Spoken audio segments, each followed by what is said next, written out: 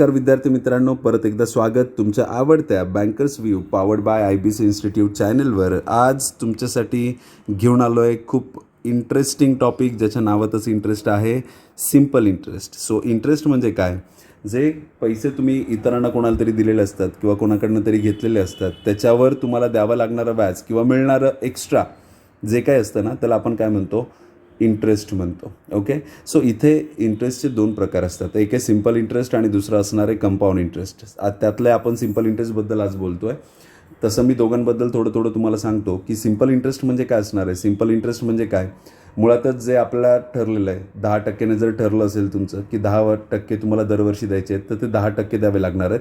त्याच्यानुसार जे amount create होईल, म्हणजे 10%ने जर फॉर एक्झाम्पल तुम्हाला 1000 रुपये क्रिएट होत आहेत, सो 1000 रुपये तुम्हाला दरवर्षी द्यायचे, त्याच्यात कुठेही चेंज होणार नाही. पण कंपाऊंड इंटरेस्टचं तसं नसतं. कंपाऊंड इंटरेस्टमध्ये पहिल्या वर्षी 1000 असेल तर होऊ शकतं दुसऱ्या दिवशी 1100 रुपये तुम्हाला द्यावे लागतील, त्याच्या पुढच्या वर्षी 1211 रुपये द्यावे लागतील. अशा पद्धतीने तो इंटरेस्ट वाढत जातो, म्हणून आपण त्याला चक्रवाढ व्याज पण म्हणतो. ओके, आपण त्याबद्दल नंतर बोलूया. सध्या तरी आज सिम्पल इंटरेस्टबद्दल आपलं चाललं आहे, तर सिम्पल इंटरेस्टबद्दलच बघूया.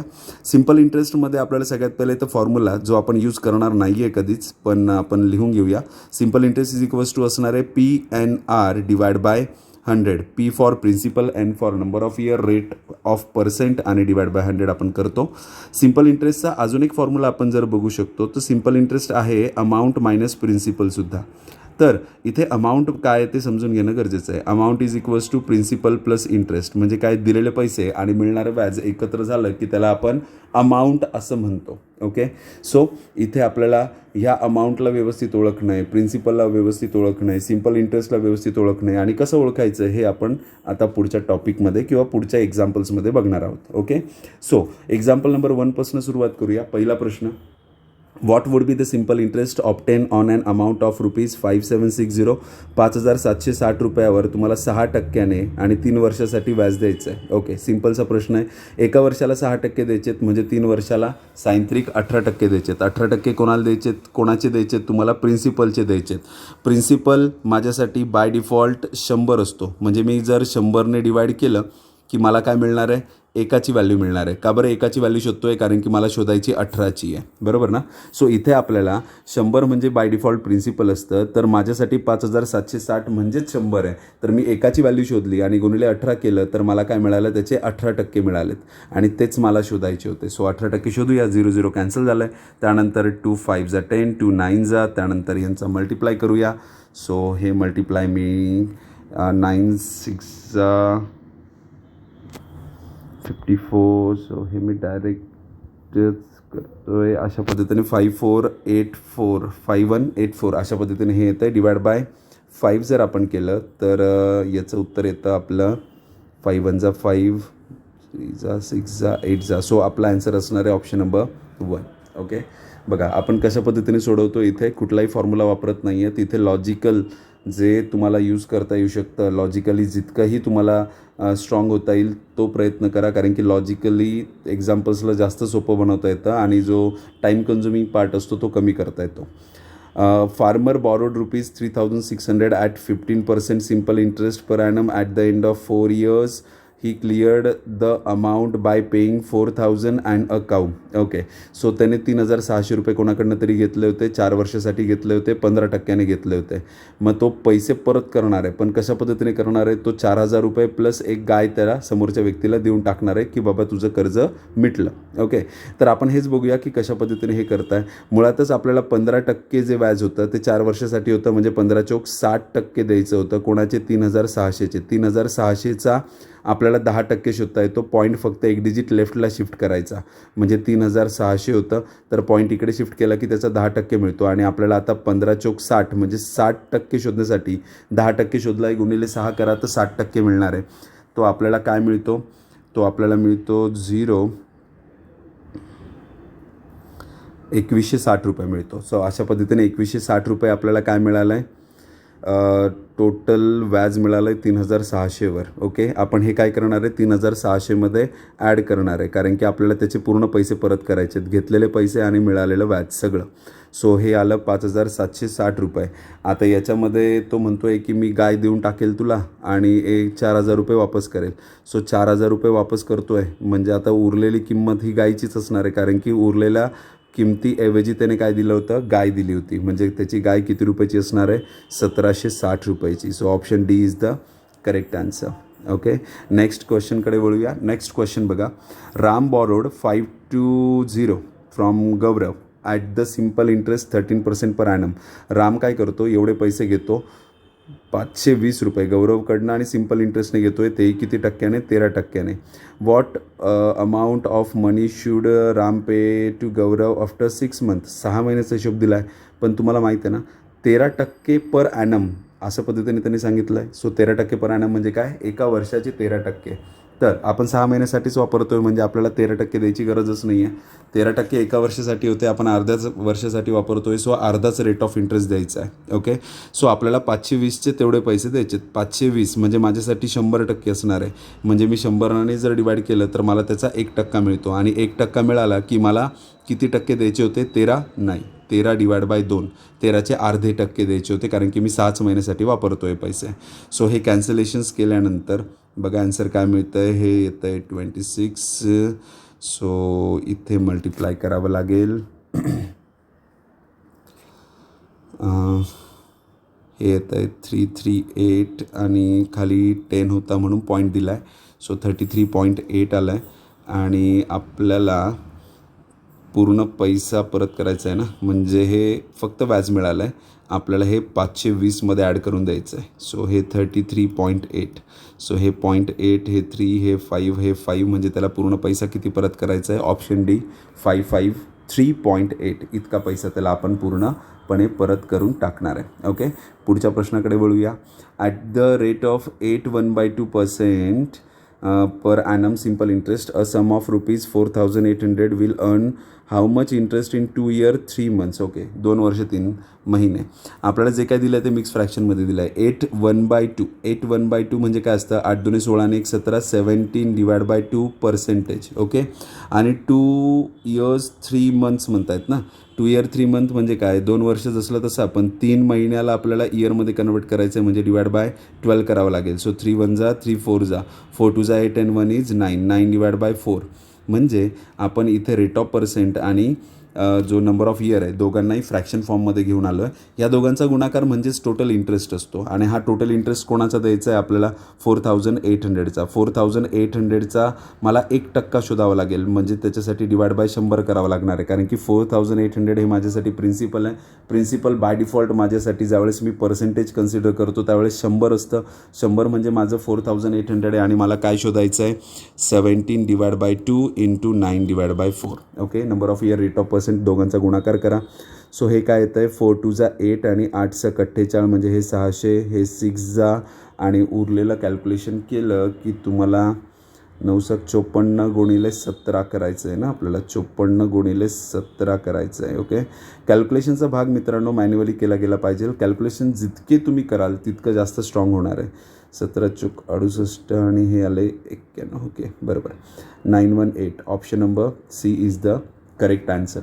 तर मी कॅल्क्युलेशनबद्दल बोलत होतो. कॅल्क्युलेशन जितकेही तुम्ही कराल तितकं तुमच्यासाठी चांगलं आहे, कारण की क्वांटिटेटिव्ह ॲप्टिट्यूड म्हणजे आपण मोस्ट ऑफ दी केसेसमध्ये मॅथमॅटिकल कॅल्क्युलेशन्स करत असतो, आणि मॅथमॅटिकल कॅल्क्युलेशन करायलाच सगळ्यात जास्त वेळ चालला जातो. तो वेळ वाचवायचा असेल तर कॅल्क्युलेशनची प्रॅक्टिस करायला पाहिजे. ओके, तर ती प्रॅक्टिस तुम्ही रेग्युलरली करत चला.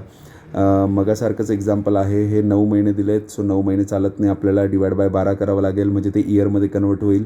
सो 3 3 9, 3 4 12 सिम्प्लिफाय करून लिहिलं तरी चालेल, नाही नंतर लिहिलं तरी चालणारच आहे.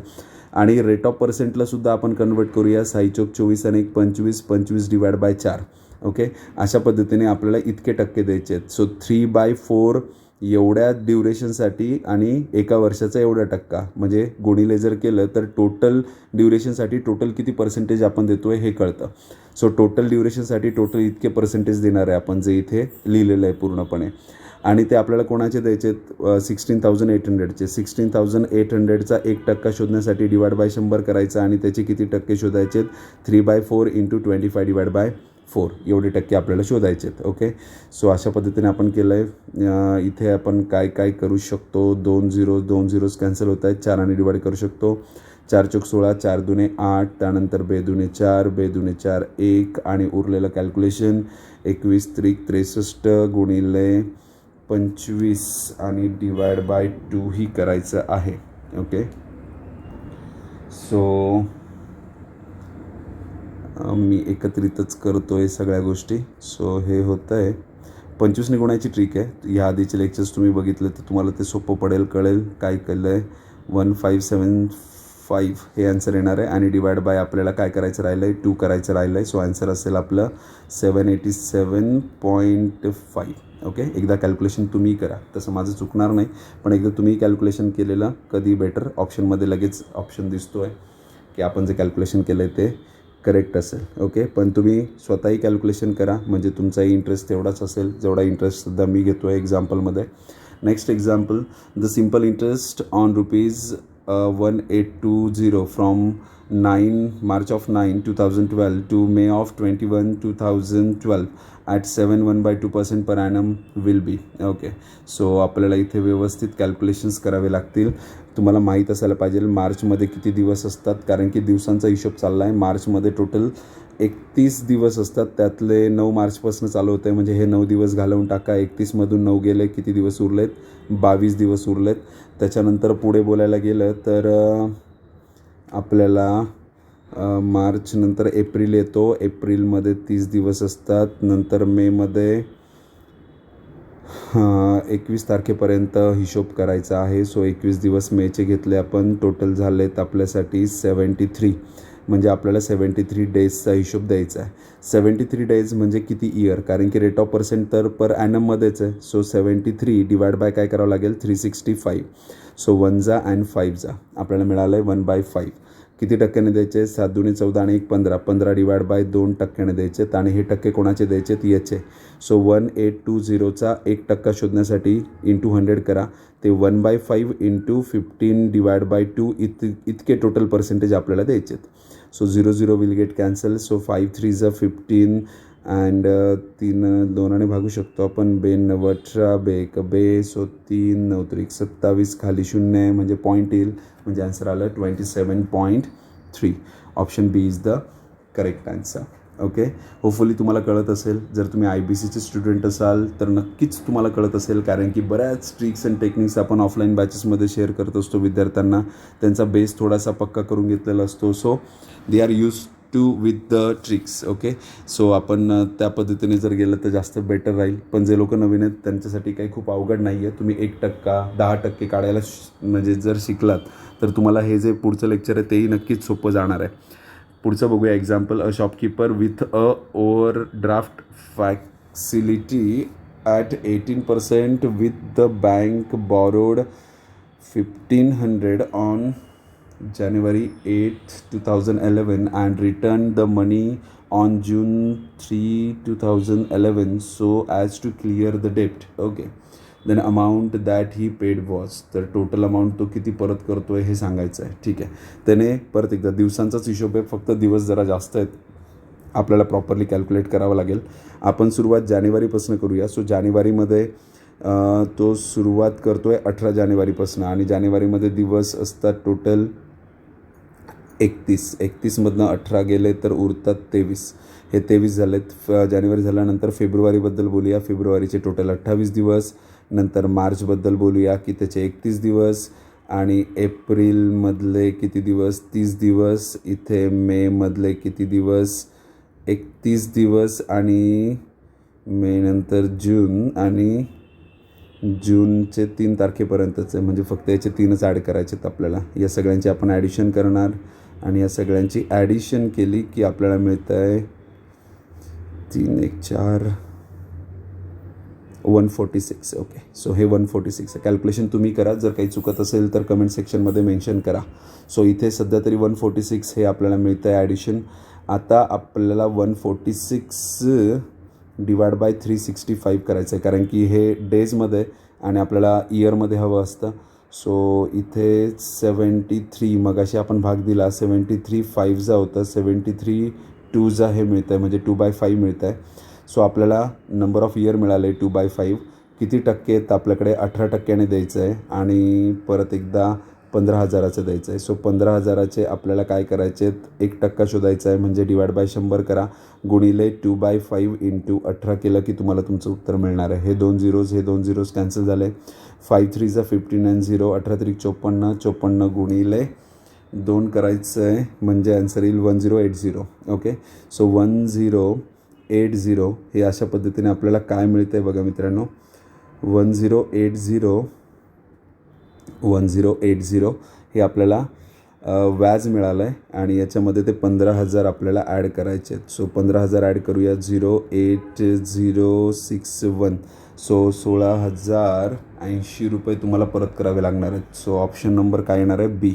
ओके, व्यवस्थित ह्या दिवसांचा हिशोब जो आहे ना तो व्यवस्थित करायचा. आता इथे फेब्रुवारीचे 28 दिवस का घेतले असतील मी? कारण की इथे बघा तुम्ही, इथे कोणता इयर आहे? हा लीप इयर आहे का? हा नाही. हा कोणता आहे? लीप इयर आणि नॉर्मल इयरमध्ये काय फरक आहे? लीप इयरमध्ये तुम्ही कोणतं इयर बघताय, जसं 2000 आपण 11 बघतो आहे, त्याला 4ने भाग जातो आहे का? 4ने भाग जात नसेल तर ते नॉर्मल इयर आहे, आणि जर 4ने भाग जात असेल तर ते लीप इयर आहे. आणि लीप इयर असलं की त्यामध्ये फेब्रुवारीत किती दिवस असतात? 29. हे लहानपणापासून आपण शिकत आलो आहे. सो इथे मला नाही वाटत की काही वेगळ्या एक्सप्लेनेशनची गरज आहे. सो हे डेज व्यवस्थित कॅल्क्युलेट करा आणि त्याच्यानुसार टोटल डेज शोधून बाकी सगळं कॅल्क्युलेशन आपलं नॉर्मलच आहे. नेक्स्ट प्रश्न बघूया. A person borrows 5,000 for 2 years at 4% per annum simple interest. He immediately lends it to another person at 6.14%. म्हणजे काय? तो 5,000 रुपये घेतो 2 वर्षासाठी 4%ने आणि ते लगेच पैसे दुसऱ्या व्यक्तीला फिरवतो, म्हणजे दुसऱ्या व्यक्तीला ते पैसे देऊन टाकतो. पण स्वतः घेताना 4%ने घेतो आहे आणि समोरच्याला देताना किती टक्क्याने देतो आहे? तो 6/1/4. 6/1/4 म्हणजे 6 × 24 आणि 25. 25 डिवाइड बाय 4 एवढ्याने समोरच्याला देतो आहे आणि स्वतः घेतलं 4ने. दोघांमधला डिफरन्स म्हणजेच काय असणार आहे? त्याचा गेन असणार आहे, किंवा प्रॉफिट किंवा मार्जिन म्हणूया आपण, त्याचं ते मार्जिन असणार आहे. सो 4 4 16. सो इथे येणार आहे 25 and 16 9 डिवाइड बाय 4 इतका त्याचा मार्जिन आहे, इतक्या टक्क्यांचा त्याचा मार्जिन आहे. आणि इतके टक्के कोणाचे आहेत? ते 5,000चे आहेत, बरोबर ना? सो 5,000चा आपल्याला 1% शोधावा लागणार आहे. सो 5,000चा 1%, 5,000 डिवाइड बाय 100. याआधी आपलं बऱ्याच वेळा बोलणं झालं आहे. 2 0 2 0 कॅन्सल झालं आहे. सो 9 5 45, 450 डिवाइड बाय 4 म्हणजे उत्तर येणार आहे 4 1 4, 4 1 4, 4 2 8, 4 5 20. सो अशा पद्धतीने आपल्याला आन्सर मिळाला आहे 112.5. ओके, ऑप्शन एमध्ये हे दिसतं आहे. ओके, बघा किती सोपे एक्झाम्पल्स आहेत. जर हेच एक्झाम्पल आता तुम्हाला कधी कधी काय होतं की ज्यावेळेस फॅकल्टी शिकवतात त्यावेळेस असं वाटतं शिकवल्यानंतर की अरे किती सोपं एक्झाम्पल होतं. त्यामुळे एक थोडं चॅलेंजिंग बेसिसवर या गोष्टीला घ्यायला हरकत नाही की पहिले एक्झाम्पल तुम्ही स्वतः सोडवून बघा, त्याच्यानंतर बघा ना फॅकल्टी कशा सोडवतात. सो पहिले स्वतः सोडवा, म्हणजे तुम्हाला कळेल की हे तुम्हाला येत होतं की नव्हतं, की फॅकल्टीने शिकवल्यानंतरच येतं आहे. अशा गोष्टी आहेत, ह्या तुम्ही क्रॉस चेक केल्याच गेल्या पाहिजे. पुढचं एक्झाम्पल आहे Ramakant invested amount in 2 different schemes A and B for 5 years in the ratio 5:4 respectively. Okay, scheme A offered 8% simple interest and bonus equals to 50% of the amount of interest earned. Okay, म्हणजे scheme एकडनं त्याला 8% simple interest मिळणार आहे आणि जो काही interest मिळाला त्याच्यावर तो 20% बोनस म्हणून घेणार आहे. इंटरेस्टचे 20% बोनस म्हणून मिळणार आहेत. आणि स्कीम बीचं काय सांगतात? स्कीम बीमध्ये तर 9% सिम्पल इंटरेस्ट आहे, तिथं काही बोनस वगैरे नाही आहे. If the amount invested in scheme A was 20,000. चलो एक लकी ड्रॉ लागला आपला की आपल्याला इथे 5:4 दिलं आहे. बघा इथे 5:4 हे कोणाचं आहे? 5:4 हे ए आणि बी स्कीममध्ये गुंतवलेले पैसे आहेत. सो इथे ए स्कीममध्ये 5 म्हणजे आपल्यासाठी काय देऊन ठेवलं आहे बघा 20,000. 5 म्हणजे माझ्यासाठी जर 20,000 असेल तर 4 म्हणजे किती असणार आहे? 5 म्हणजे 20,000 तर 1 म्हणजे 4,000 आणि 4 चोक 16,000. 4 म्हणजे 16,000 असणार आहे. म्हणजे स्कीम एमध्ये त्याने 20,000 गुंतवले आहेत आणि स्कीम बीमध्ये 16,000 गुंतवले आहेत. अशा पद्धतीने हे त्याचे पैसे गुंतवलेले आहेत. आणि तो पहिल्या याच्यावर 8% घेतो, बरोबर ना? 8% घेतो, पण 5 वर्षासाठी, कारण की त्यांनी सांगून ठेवलं आहे की कुठेतरी 5 वर्षांसाठी 2 different scheme A and B for 5 years 5 वर्षांसाठी तो घेतो आहे.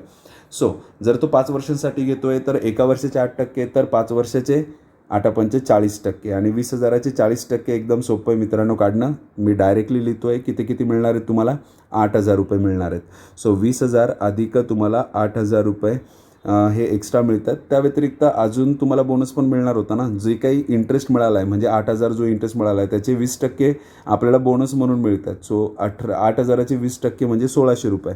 मग मी हे 1,600 रुपये पण इथे ॲड करतो. म्हणजे टोटल अमाऊंट किती होणार आहे आपली, 9,600. ओके, 9,600 रुपये ही टोटल अमाऊंट होते का, नाही, हे तर 9,600 फक्त आणि त्याच्यात 20,000 पण ॲड करायचे आहेत. म्हणजे टोटल किती झालं आहे, 29,600 रुपये. 29,600 रुपये पहिल्या स्कीममधनं त्याला मिळत आहेत. आणि दुसऱ्या स्कीममध्ये तो डायरेक्टली किती टक्क्याने देतो आहे, 9% देतो आहे. 9% आणि 5 वर्षासाठी 9×5 45%. मग याचा आपण 1% शोधणार. म्हणजे 160 हा 1% असेल, गुणिले काय करणार आहे 45, म्हणजे उत्तर मिळेल आपल्याला 7,200. बरोबर, 7,200. कॅल्क्युलेशन करा तुम्ही पण. 7,200 आपण याच्यात ॲड करायचे आहेत म्हणजे किती होणार आहेत, हे 23,200. अशा पद्धतीने आपल्याला ए आणि बी दोन्ही स्कीममध्ये टोटल किती पैसे त्याचे इन्व्हेस्ट झालेत हे कळालं आहे. स्कीम एमध्ये एवढे आहेत, स्कीम बीमध्ये एवढे आहेत आणि दोघांची ॲडिशन आपल्याला करायची आहे की टोटल वेळेला किती पैसा रिटर्न मिळतो आहे. सो ते 52,800 एवढे पैसे मिळतात. सो 52,800 ऑप्शन नंबर सीमध्ये दिसतो आहे. ओके, अशा पद्धतीने हेही बघा. विदाऊट फॉर्म्युला आपण सगळे एक्झाम्पल्स काय करतो आहे, विदाऊट फॉर्म्युला यूज करतो आहे. फॉर्म्युलाची गरज नाही मित्रांनो, IBCला तर बिलकुलच नाही. तर IBCच्या स्टुडंटला पण नसायला पाहिजे, ठीक आहे. पण एक फॉर्मॅलिटी म्हणून मी स्टार्टिंगला ते लिहून दिलं आहे. पण मग मला नाही वाटत की त्याची गरज आहे आणि किंवा तुम्ही ते वापरलंच गेलं पाहिजे, हे काही गरजेचं नाही आहे.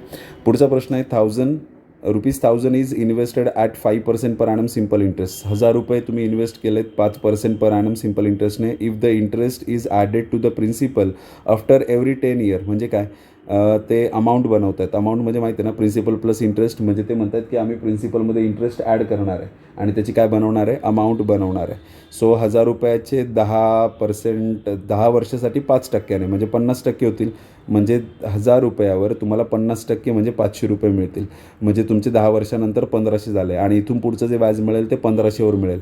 आता 1,500 रुपयावर त्यांनी काय सांगितलं आहे, the amount will become 2,000 after किती वर्षानंतर. ओके, सो ते म्हणत आहेत की आता आम्हाला 1,000 रुपयाचे जी आम्ही स्कीम सांगितली त्यानुसार 2,000 बनवायचे. किती वर्ष लागतील त्याला.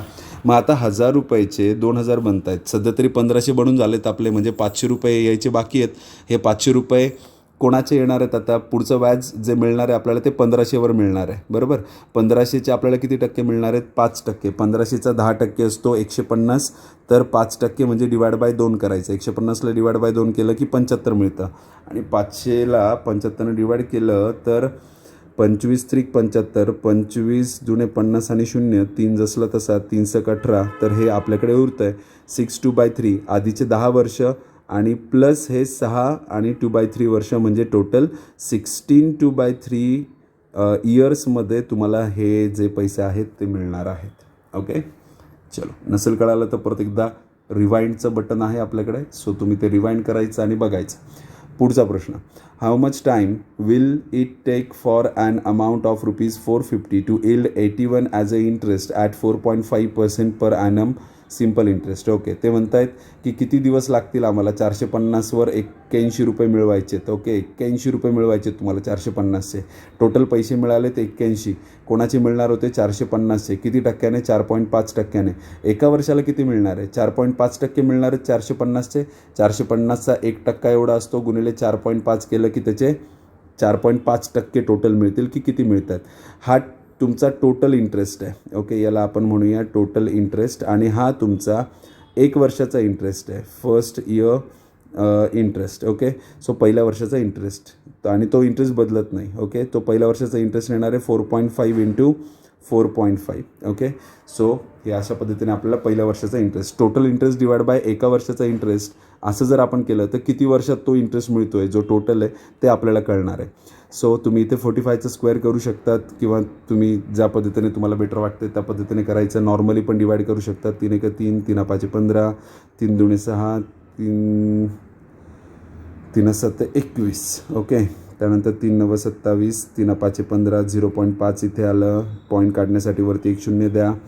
5 1 5 5 48 आणि 45 आणि इथे येतं आहे चोक. सो 4 वर्ष. आपलं ॲन्सर आलं आहे 4. कॅल्क्युलेशन तुम्ही स्वतः करावं, कारण की माझे कॅल्क्युलेशन्स वेगळे असू शकतात, तुमचे वेगळे असू शकतात, पण उत्तर बदलणार नाही आहे. ओके, तर तुम्हाला कॅल्क्युलेशन स्वतःला करायचं आहे. पुढच्या प्रश्नाकडे वळूया आपण.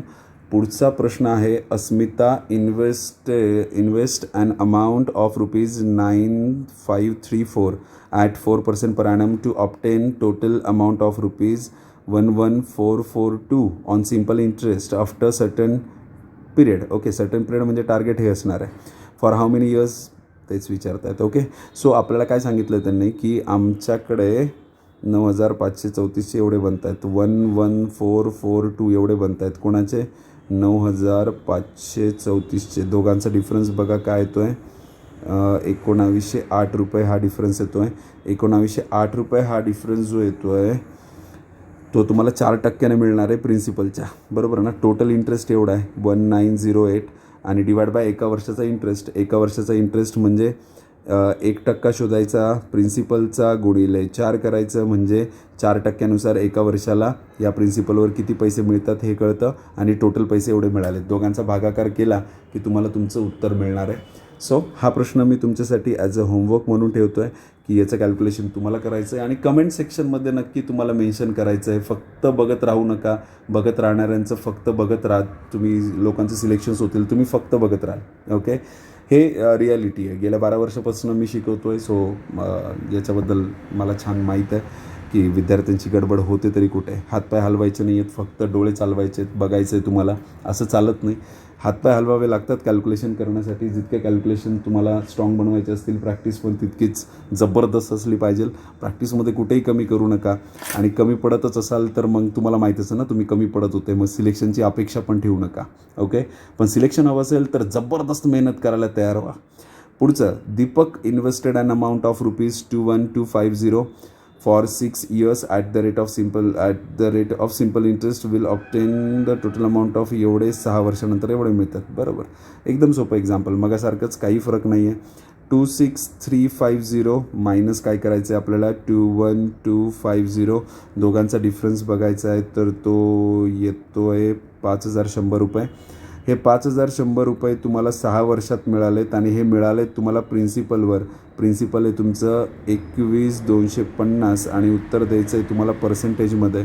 हे पण तुम्हाला होमवर्क म्हणून आपण देतो आहे. सो हे पण तुम्ही शोधा पटकन. मी तुम्हाला लॉजिक सांगितलेलं आहे, कळालं नसेल तर परत थोडं रिवाइंड करा. स्लो मोशनमध्ये बघू शकताय तुम्ही. माझा स्पीड जबरदस्तच असणार आहे, त्याच्यामध्ये कुठेही मी कमी आणणार नाही. सो तुम्हाला माझ्या स्पीडला मॅच करायचं असेल तर सध्या तरी समजून घेण्यापुरतं तुम्ही थोडं स्लो करा, पण एकदा माझ्या स्पीडला आलात की तुमचं सिलेक्शन पक्का. पुढचं example, a sum of ₹1600 gives the simple interest of ₹252 in 2 years and 4 months. The rate of % per annum is. Okay, so principal एवढं दिलं आहे आपल्याला, इंटरेस्ट एवढा देत आहेत. सो 252 रुपये मिळत आहेत 2 वर्ष आणि 4 महिन्यात. 2 वर्ष 4 महिने म्हणजे काय, 2 वर्ष 4 महिने पण डिवाइड बाय 12 केलं की इयर होईल. 3 2 6 and 1 7 7 डिवाइड बाय 3. तर हे टोटल इंटरेस्ट मिळतं आहे तुम्हाला किती, 7 डिवाइड बाय 3मध्ये. डिवाइडचा 3 असंही वरती जाणार होतं तर मी त्याला आत्ताच लिहून टाकतो. इथे 7 डिवाइड बाय 3 आहे, पण मी तो 3 वरती लिहितो आहे कारण की तो जाणारच होता. तर हे काय झाले आपले एका वर्षात मिळालेले पैसे. आणि हे जे एका वर्षात मिळालेले पैसे आहेत हे मिळतात कशावर आहे तुम्हाला, 1600वर मिळतात. आणि आन्सर कशात द्यायचं आहे तुम्हाला, पर्सेंटेजमध्ये. मग उरलेलं कॅल्क्युलेशन केलं की तुम्हाला तुमचं उत्तर मिळेल. इथे पण परत एकदा आता कळालं असेल तुम्हाला की सर होमवर्क द्यायला लागलेत. सो हे होमवर्क म्हणून असेल. आणि शेवटचं example, at what rate of the simple interest per annum can an amount of ₹1553.40 obtained on principal of amount ठीक आहे एवढा, म्हणजे 8630 रुपयावर त्याला अपेक्षा आहे की मला इतके पैसे मिळाले पाहिजे. किती, 1553.4 इतके पैसे मिळाले पाहिजे. तेही 3 वर्षात, तर एका वर्षात एवढे मिळतील. हे मिळतील तुम्हाला 8630वर आणि उत्तर द्यायचं आहे तुम्हाला पर्सेंटेजमध्ये. आणि आता मेरे मन की बात आपने जान ली होगी की हे पण आहे तुमच्यासाठी होमवर्क. सो अशा पद्धतीने जर तुम्ही हे लॉजिक्स वापरलेत आणि अशा पद्धतीने हे कॅल्क्युलेशन्स केलेत तर आपण कुठलाही फॉर्म्युला न वापरता हे सगळे एक्झाम्पल्स करतो आहेत. खूप काही सिक्रेट नसतात पास होण्याचे, फक्त डोकं लावावं लागतं आणि डोकं लावण्यासाठी तुम्हाला एका प्रॉपर माणसाला भेटावं लागतं. IBC इन्स्टिट्यूटमध्ये असे प्रॉपर माणसं 100% तुम्हाला भेटतील. नाशिक रोड ॲज वेल ॲज अशोक स्तंभ अशा दोघी ठिकाणी आपल्या ब्रांचेस आहेत. कधीही अडचण आली तर तुम्ही आम्हाला व्हिजिट करू शकतात. गुगलवर फक्त सर्च करा कॉम्पिटिटिव्ह एक्झामिनेशन्स फॉर बँकिंग और बैंक एग्ज़ाम क्लासेस और कॉम्पिटिटिव्ह एक्झाम क्लासेस. तुम्हाला IBC इन्स्टिट्यूटचा पत्ता मिळेल. IBC इन्स्टिट्यूट सर्च केलं तर डायरेक्ट IBC इन्स्टिट्यूट तुम्हाला गुगल लोकेशन मिळेल. कधीही अडचण आली तर आमचे कॉन्टॅक्ट नंबर्स आहेत. कॉन्टॅक्ट नंबर्सवर तुम्ही कॉन्टॅक्ट करा. 9730663442. हा नाशिक रोडसाठी आहे. अशोक स्तंभसाठी 8208827251 हे अशोक स्तंभसाठी आहे. सो दोघीपैकी कुठल्याही कॉन्टॅक्ट नंबरवर तुम्ही कॉन्टॅक्ट केला जिथे तुम्हाला कन्व्हिनियंट होत असेल. सेम फॅकल्टी शिकवतात ज्याचा फायदा तुम्हाला घेता येईल आणि हा फायदा नक्कीच सगळ्यांनी घेतला पाहिजे. इथेच मी थांबतो आहे. भेटूया पुढच्या सेशनमध्ये. नवीन लेक्चर, नवीन टॉपिक, नवीन एक्झाम्पल्स.